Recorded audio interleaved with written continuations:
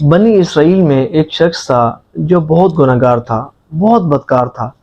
اس کے علاقے کے لوگ اس کے گناہوں کے سبب اس سے نفرت کرتے تھے۔ تو جب اس شخص کا انتقال ہوا تو لوگوں نے اسے کفرانے یا دفنانے کے بجائے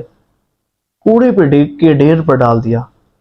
کچرے کے ڈھیر پر ڈال دیا۔ تو اللہ کے شان والے نبی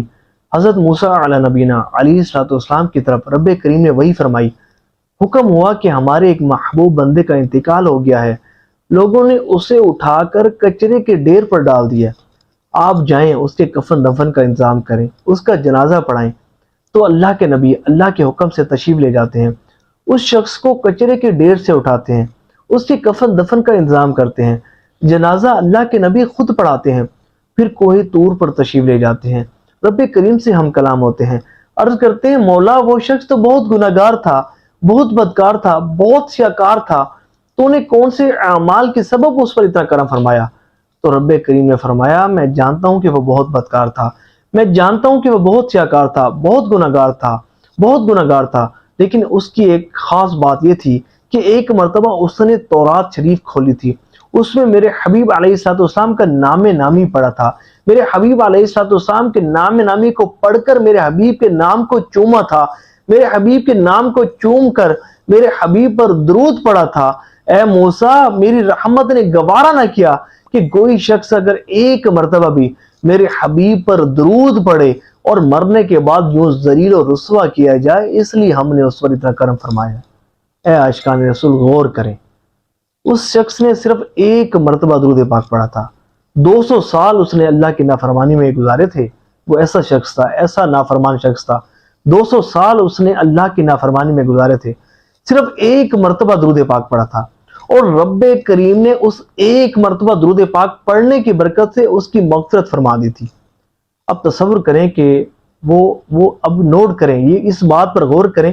کہ وہ شخص ہمارے آقا کا امتی نہیں تھا، پچھلے امتیوں میں سے ایک امتی تھا، اور تھا بھی گناہگار امتی۔ تو جب ایسا شخص ایک مرتبہ درود پاک پڑھے اور اللہ کریم اس کے گناہوں کی مغفرت فرما دیتا ہے، تو تصور کریں کہ حضور کا جب امتی 1000 مرتبہ درود پاک پڑھے گا اس پر کتنا کرم فرمائے گا۔ اگر حضور کا امتی ایک مرتبہ درود پاک پڑھے گا تو اس پر کتنا کرم فرمائے گا۔ حضور کا امتی جب اپنی زندگی میں 1 کروڑ مرتبہ درود پاک پڑھے گا اس پر کتنا کرم فرمائے گا۔ دیکھیں یہ جو 1 کروڑ مرتبہ درود پاک پڑھنے کی نیت کرنے والے لوگ ہیں نا، یہ بڑے زبردست لوگ ہیں، یہ بڑے خوش نصیب ہیں۔ یہ وہ عاشقان رسول ہیں کہ جن کا ہر لمحہ، دن کا اکثر حصہ درود پاک کی کثرت کرنے میں صرف ہوتا ہے۔ یہ درود پاک کی کثرت کرنا ہی ان کا وظیفہ ہوتا ہے،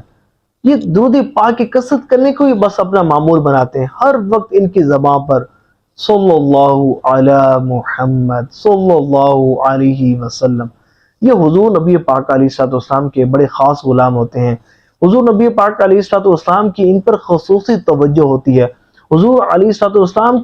کا خصوصی قرب ان عاشقان رسول کو نصیب ہوتا ہے۔ اللہ کریم ہمیں بھی کثرت سے درود پاک پڑھنے کی توفیق عطا فرمائے، اللہ کریم ہمیں بھی زندگی میں 1 کروڑ مرتبہ درود پاک پڑھنے کی توفیق عطا فرمائے۔ ثواب کی نیت سے اس پیغام کو شیئر بھی کیجیے گا، اللہ کریم عمل کی توفیق عطا فرمائے۔